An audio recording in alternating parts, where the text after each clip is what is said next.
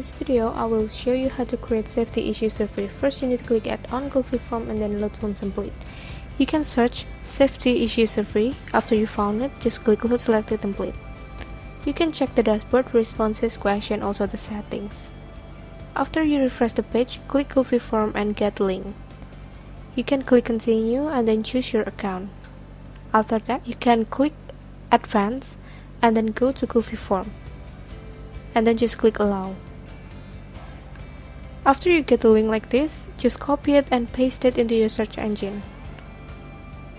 And you can see that the form is ready to use. You can also custom or edit the questions. For example, I want to add the new row like this. Just follow the step. For example, I use text for the question type. And for example, I use name like this. So it will show like this. You can also change, for example, for the date, also change the text, for example date, so the audience can pick the date easily from the calendar. And you can also delete the row if you don't use it anymore, so it will disappear. You can also change the background color of your form from dark blue into light blue like this.